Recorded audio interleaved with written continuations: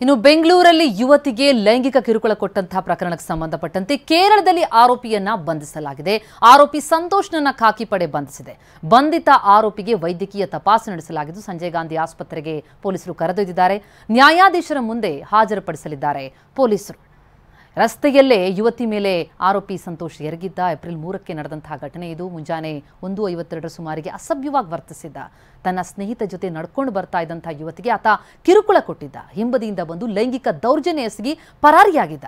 ಸಂತ್ರಸ್ತೆ ಮತ್ತು ಆರೋಪಿಗೆ ಈ ಮೊದಲು ಯಾವ ಪರಿಚಯನೂ ಇರಲಿಲ್ಲ ಈ ಆರೋಪಿ ಜೊತೆ. ಘಟನೆ ನಂತರ ಆತ ಬೆಂಗಳೂರು ಬಿಟ್ಟು ಪರಾರಿಯಾಗಿರ್ತಾನೆ.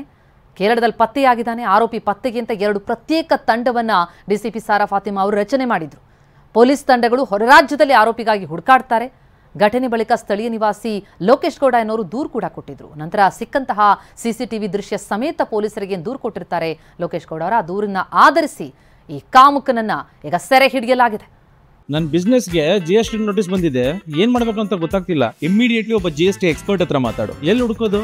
ಬಾಸ್ ವಾಲಾ ಬಿ ದ ಬಾಸ್. ಬೆಂಗಳೂರಿನಲ್ಲಿ ನಡೆದಂತಹ ಘಟನೆ ಬೆಚ್ಚ ಬೀಳಿಸಿತ್ತು. ಕೇರಳದಲ್ಲಿ ಆರೋಪಿ ಸಂತೋಷ್ನನ್ನ ಖಾಕಿ ಪಡೆ ಈಗ ಹೆಡೆಮುರಿ ಕಟ್ಟಿದೆ.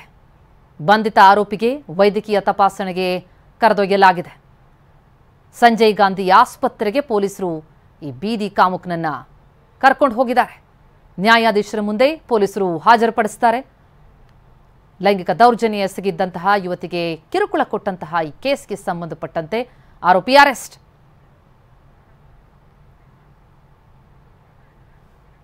ಈ ಪ್ರಕರಣಕ್ಕೆ ಸಂಬಂಧಪಟ್ಟಂತೆ ಡಿಸಿಪಿ ಸಾರಾ ಫಾತಿಮಾ ಅವರು ಮಾತನಾಡಿದ್ದಾರೆ. ಬನ್ನಿ ಕೇಳೋಣ. ಅವನು ಬಹುಶಃ ಕೆಲಸ ಮುಗಿಸ್ಕೊಂಡು ಫ್ರೆಂಡ್ಸ್ ಜೊತೆಯಲ್ಲಿ ಪಾರ್ಟಿ ಮಾಡಿಕೊಂಡು ನಂತರ ಬರ್ತಾ ಇದ್ದ.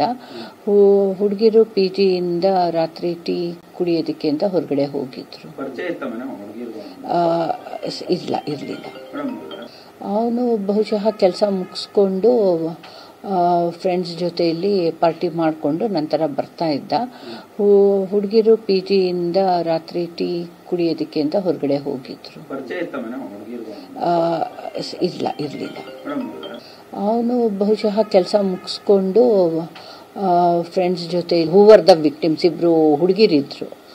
ಸೊ ನಮ್ಮ challenge was getting in touch with the ವಿಕ್ಟಿಮ್ಸ್ನ ಐಡೆಂಟಿಫೈ ಮಾಡಿ ಏನಾಯಿತು ಅಂದ್ಕೊಂಡು ತಿಳ್ಕೊಂಡು ನೆಕ್ಸ್ಟ್ ನಾವು ಅಕ್ಯೂಸ್ನ ಟ್ರೇಸ್ ಮಾಡೋಕ್ಕೆ ಒಂದು 4ರಿಂದ 5 ತಂಡಗಳು ಮಾಡಿಕೊಂಡು ಎಲ್ಲ ನಮ್ಮ ಸುದ್ಗುಂಟೆಪಾಳ್ಯ, ಮಡಿವಾಳ, ತಿಲಕ್ ನಗರ ಲಿಮಿಟ್ಸ್, ಮೈಕೋ ಲೇಔಟ್ವರೆಗೆದು ಎಲ್ಲ ಕ್ಯಾಮ್ರಾಗಳೆಲ್ಲ ಚೆಕ್ ಮಾಡಿ ಯಾರು ಅಫೆಂಡರ್ ಇದ್ದಾನೆ ಅಂದ್ಕೊಂಡು ಒಂದು ಚೆಕ್ ಮಾಡ್ತಾ ಇದ್ದಾಗ ಕೆಲವ್ರಿಗೆ ಒಬ್ರಿಗೆ ಐಡೆಂಟಿಫೈ ಮಾಡಿ ಅವ್ರನ್ನ ವಿಚಾರಣೆ ಎಲ್ಲ ಮಾಡೋಕ್ಕೆ ಸ್ಟಾರ್ಟ್ ಮಾಡಿದ್ವಿ.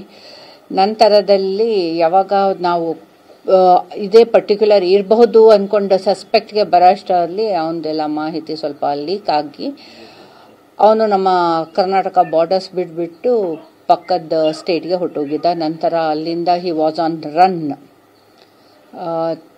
ನಮ್ಮ ಆಲ್ ಎಫರ್ಟ್ಸ್ ಈ ಬಗ್ಗೆ ಇನ್ನಷ್ಟು ಡೀಟೇಲ್ಸ್ ಕೊಡ್ತಾ ಹೋಗ್ತಾರೆ ನಮ್ಮ ಪ್ರತಿನಿಧಿ ಪ್ರದೀಪ್. ಈಗ ಸಂಪರ್ಕದಲ್ಲಿದ್ದಾರೆ. ಪ್ರದೀಪ್, ಲೈಂಗಿಕ ದೌರ್ಜನ್ಯ ಎಸಗಿದಂತಹ ಆರೋಪಿ ಕೊನೆಗೂ ಅರೆಸ್ಟ್ ಆಗಿದ್ದಾನೆ. ಆತನ ಬಗ್ಗೆ, ಆತನ ಹಿನ್ನೆಲೆ ಬಗ್ಗೆ, ಈ ಘಟನೆ ಕುರಿತಂತೆ ಏನೇನು ಡೀಟೇಲ್ಸ್ ಅಪ್ಡೇಟ್ಸ್ ಲಭ್ಯ ಆಗ್ತಾ ಇದೆ ಸದ್ಯ?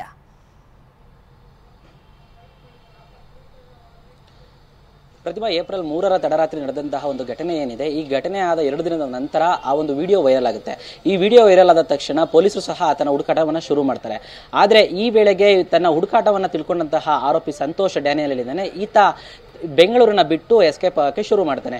ಪೊಲೀಸರು ಒಂದು ಕಡೆ CCTV ಕ್ಯಾಮ್ರಾಗಳನ್ನು ಪರಿಶೀಲನೆ ಮಾಡ್ತಾರೆ. ಅದರಲ್ಲಿ ಈತನ ಗುರುತು ಪತ್ತೆಯಾಗಲ್ಲ. ಕೊನೆಗೆ ಸಾಕಷ್ಟು CCTVಗಳನ್ನು ಪರಿಶೀಲನೆ ಮಾಡಿದಾಗ ಈತನ ಬೈಕ್ ಪತ್ತೆ ಆಗುತ್ತೆ. ಆ ಬೈಕ್ ನಂಬರು ಕ್ಲಾರಿಟಿ ಸಿಗೋದಿಲ್ಲ. ಅದಾದ ನಂತರ ಸಾಕಷ್ಟು ಬೈಕ್ಗಳು ಆ ಏರಿಯಾದಲ್ಲಿ ಓಡಾಡಿರೋದನ್ನು ಎಲ್ಲವನ್ನೂ ಸಹ CCTV ಗಳಲ್ಲಿ ಪರಿಶೀಲನೆ ನಡೆಸಿ ಅಲ್ಲಿಂದ ಅದನ್ನ RTO ಮುಖಾಂತರ ಮಾಹಿತಿಯನ್ನು ತರಿಸ್ಕೊಂಡು ಆ ಬೈಕ್ ಕಲರ್ ಮೂಲಕ ನಂಬರ್ ಪ್ಲೇಟ್ ಅನ್ನ ಪತ್ತೆ ಮಾಡಿ ಆತನ ಅಡ್ರೆಸ್ ಅನ್ನ ತಿಳ್ಕೊಳ್ತಾರೆ. ಆದ್ರೆ ಅಡ್ರೆಸ್ಗೆ ಹೋಗಿ ಆತನ ಬಗ್ಗೆ ವಿಚಾರಿಸಿದಾಗ ಮನೆಯಲ್ಲಿ ಆತ ಇರಲ್ಲ. ಅಲ್ಲಿಂದ ಆಲ್ರೆಡಿ ಆತ ಎಸ್ಕೇಪ್ ಆಗಿರ್ತಾನೆ. ತದನಂತರ ಪೊಲೀಸರ ಮತ್ತಷ್ಟು ಏನು ಹುಡುಕಾಟ ಶುರುವಾಗುತ್ತೆ. ಆದ್ರೆ ಈ ವೇಳೆಗಾಗಲೇ ಆತ ಕರ್ನಾಟಕ ಬಾರ್ಡರ್ನ ಬಿಟ್ಟು ತಮಿಳುನಾಡಿಗೆ ಎಸ್ಕೇಪ್ ಆಗಿರ್ತಾನೆ. ಈ ಬಗ್ಗೆ ಮಾಹಿತಿ ತಿಳ್ಕೊಂಡಂತ ಪೊಲೀಸರು ತಮಿಳುನಾಡಿಗೂ ಹೋಗಿ ಹುಡುಕಾಟವನ್ನ ಶುರು ಮಾಡ್ತಾರೆ. ಆದ್ರೆ ಅಲ್ಲಿಂದ ಮತ್ತೆ ಈತ ಕೇರಳಕ್ಕೆ ಹೋಗ್ತಾನೆ. ಕೇರಳದಲ್ಲಿ ಸದ್ಯಕ್ಕೆ ಈಗ 10 ದಿನದ ನಂತರ ಆರೋಪಿ ಸಂತೋಷ್ ಡ್ಯಾನಿಯಲ್ ಪತ್ತೆಯಾಗಿರುವಂತದ್ದು. ಆದ್ರೆ ಈತ ತಪ್ಪಿಸಿಕೊಳ್ಳೋದಕ್ಕೆ ಪ್ರಮುಖವಾಗಿ ಕಾರಣ ಆಗಿರುವಂತದ್ದು ಈತನ ಏನು ಪ್ರೇಯಸಿ ಇದ್ದಾರೆ ಅದರಲ್ಲೂ ಸಹ ಹೋಮ್ ಗಾರ್ಡ್ ಆಗಿದ್ದಂತಹ ಒಬ್ಬ ಲೇಡಿ ಈತನ ಸಹಾಯವನ್ನ ಮಾಹಿತಿಯನ್ನ ನೀಡಿದ್ದು ಒಂದು ಗೊತ್ತಾಗಿರುವಂತದ್ದು. ಆಕೆಯೂ ಸಹ ಈತನ ಜೊತೆಗೆ ಕೇರಳಕ್ಕೆ ಪರಾರಿಯಾಗಿದ್ಲು. ಈಗ ಆಕೆಯ ಜೊತೆಗೆ ಈತ ಇದ್ದಾಗಲೇ ಆತನನ್ನ ಬಂಧಿಸಿ ಈಗ ಪೊಲೀಸರು ಕರೆತಂದಿರುವಂತದ್ದು. ಅಂದ್ರೆ ಈ ಹೋಮ್ ಗಾರ್ಡ್ಗೆ ಮದುವೆಯಾಗಿ ಮಕ್ಕಳು ಸಹ ಇರುತ್ತೆ, ಆದ್ರೆ ಆಕೆ ಮದುವೆ ಗಂಡನನ್ನ ಬಿಟ್ಟು ಈತನ ಜೊತೆ ಲವ್ ಅಲ್ಲಿ ಇರ್ತಾಳೆ. ಇವರಿಬ್ಬರಿಗೂ ಯಾವ ರೀತಿಯಾಗಿ ಸಂಪರ್ಕ ಆಯಿತು ಮತ್ತೆ ಇವರಿಬ್ಬರ ಮಧ್ಯೆ ಏನಿತ್ತು ಇದ್ರ ಬಗ್ಗೆ ಎಲ್ಲ ಪೊಲೀಸರು ಈಗ ತನಿಖೆನ ಪ್ರಾರಂಭ ಮಾಡಬೇಕಾಗಿದೆ. ಆದ್ರೆ ಹೋಮ್ ಗಾರ್ಡ್ ಈತನಿಗೆ ಸಹಾಯ ಮಾಡಿದ್ರಿಂದ ಈತ ತಪ್ಪಿಸಿಕೊಳ್ಳಲು ಮತ್ತಷ್ಟು ಹೆಲ್ಪ್ ಆಗಿರೋದು. ಆದ್ರೆ ಈಗ ಏನು ಸಂತೋಷ್ ಜೈನ್ ಎಲ್ಲ ವಶಕ್ಕೆ ಆತನನ್ನ ಅರೆಸ್ಟ್ ಮಾಡಿರುವಂತಹ ಸದ್ಗುಂಟೆಪಾಳ್ಯ ಪೊಲೀಸರು ಈಗ ಆತನನ್ನ ಮೆಡಿಕಲ್ ಚೆಕಪ್ ಮಾಡಿಸಿ ನ್ಯಾಯಾಧೀಶರ ಮುಂದೆ ಹಾಜರುಪಡಿಸ್ತಾ ಇದ್ದಾರೆ. ತದನಂತರ ನಾಳೆ ಅಥವಾ ನಾಳಿದ್ದು ಮತ್ತೆ ಈತನನ್ನ ಕಸ್ಟಡಿಗೆ ಪಡೆದುಕೊಂಡು ಈತ ಮಾಡಿದ್ದ ಕೃತ್ಯದ ಬಗ್ಗೆ ಇನ್ನಷ್ಟು ಮಾಹಿತಿಯನ್ನ ಕಲೆ ಹಾಕ್ತಾ ಇದ್ದಾರೆ. ಆದ್ರೆ ಈ ಒಂದು ಘಟನೆಗೆ ಪ್ರಮುಖ ಕಾರಣ ಇನ್ನೊಂದೇನಂದ್ರೆ ಈತ ಅವತ್ತು ರಾತ್ರಿ ಕುಡಿದು ಈ ರೀತಿಯಾಗಿ ಅಸಭ್ಯವಾಗಿ ವರ್ತನೆ ಮಾಡಿರೋದು ಪ್ರಾಥಮಿಕ ತನಿಖೆಯಲ್ಲಿ ಗೊತ್ತಾಗಿರುವಂತದ್ದು. ಪ್ರತಿಮಾ, ಥ್ಯಾಂಕ್ ಯು ತಮ್ಮೆಲ್ಲ ಮಾಹಿತಿಗೆ.